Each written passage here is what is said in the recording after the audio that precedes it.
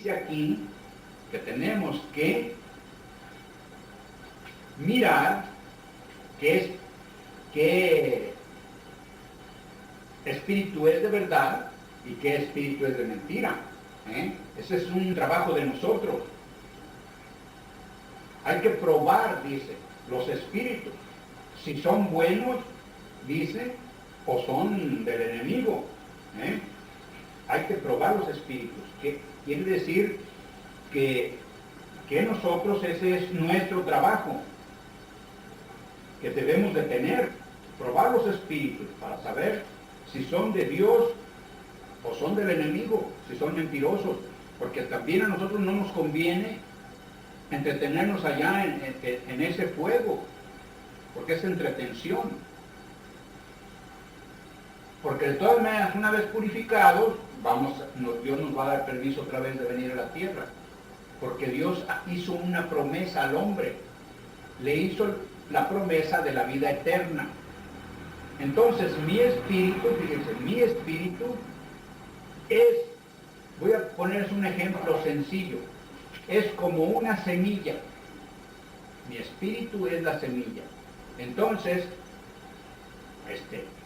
esa semilla tiene vida eterna. ¿Por qué? Porque cuantas veces ella tiende la tierra, va a dar fruto. Y de su fruto va a salir otra semilla. Otra vez va a tentar la tierra y va a dar fruto y otra vez va a estar dando vueltas. Está dando vueltas. Así es nuestro espíritu también. Está dando vueltas. No más que en diferente forma. Nuestro espíritu va al dueño, al creador de él. Y por eso, si no lo ensuciamos, si lo limpiamos, entonces nuestro espíritu no va al fuego eterno. Y rápido es mandado otra vez a la tierra.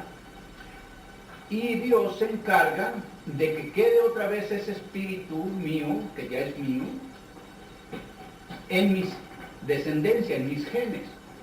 Por eso la escritura empieza con Génesis. Por eso. ¿Por qué?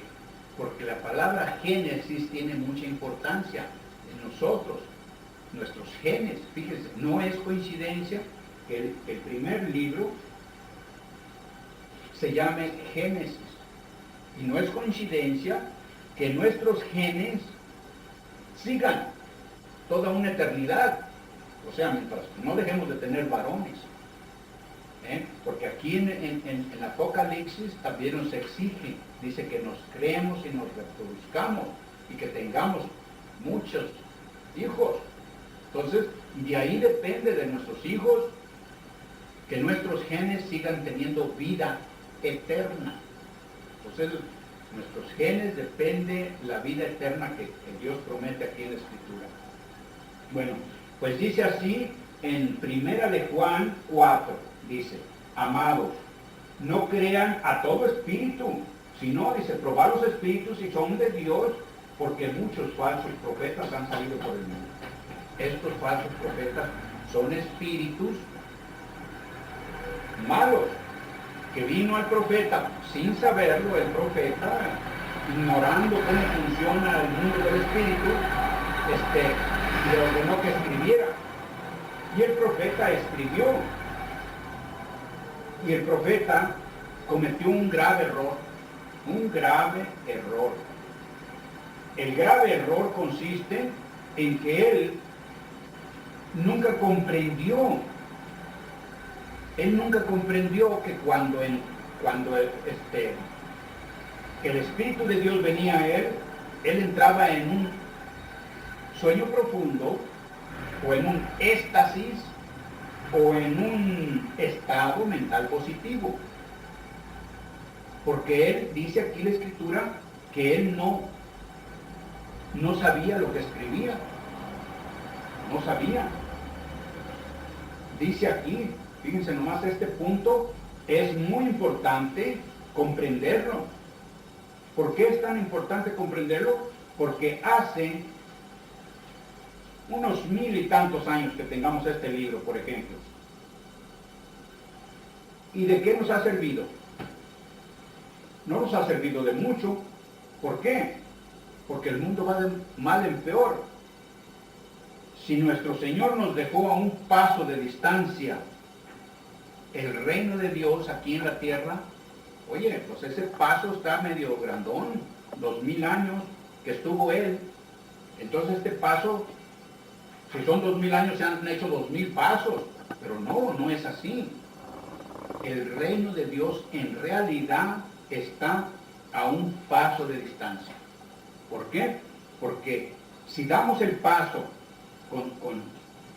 con la ayuda, que por ejemplo yo estoy teniendo, yo tengo 16 años, ya lo dije en otras grabaciones, que tengo 16 años gozando de ese reino de Dios.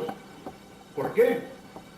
Porque no sufro dolor, no sufro pues ninguna enfermedad, no batallo,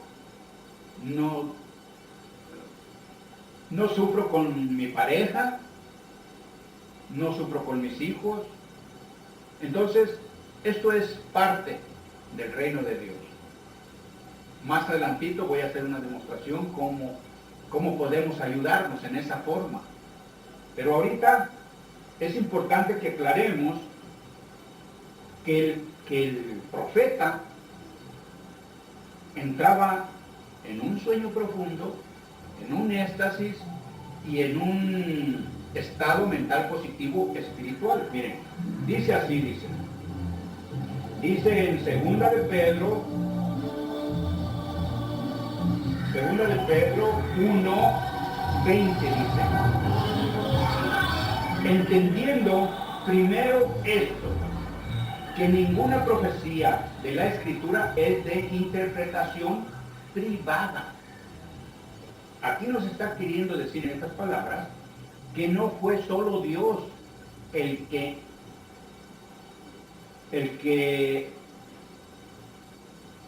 profetizó en esta Escritura, no es privada de Dios, dice. Lo voy a repetir. Entendiendo primero esto, que ninguna profecía de la Escritura es de interpretación privada.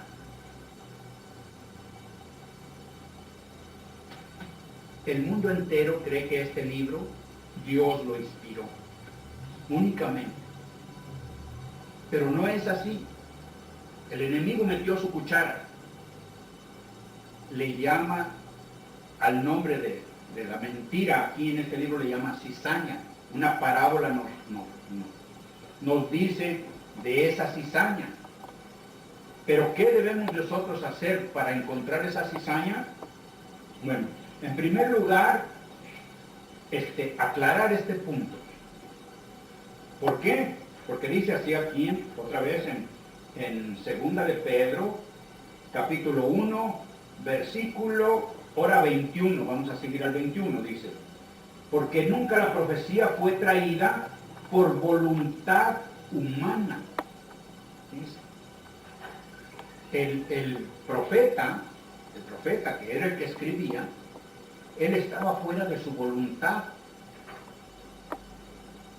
Fuera de su voluntad. Entonces quiere decir que estaba en un sueño profundo, que estaba en un éxtasis o que estaba en un estado mental positivo. ¿Por qué? Porque solamente así la persona no tiene voluntad. Entonces, aquí aclara, dice: porque nunca la profecía fue traída por voluntad humana. Quiere decir que por toda esta escritura, si hay engaño, el profeta no es culpable. No es culpable. Dice así, vamos a seguir leyendo este capítulo, dice: sino que los santos hombres de Dios hablaron siendo inspirados por el Espíritu Santo. Aquí aclara que el Espíritu Santo vino en el profeta, lo metió en el estado mental positivo y le ordenó que escribiera. Y nomás lo que le ordenó que escribiera, eso escribía. El profeta no le ponía algo que él creía que estaba bien. Y aclara que no, porque estaba dominado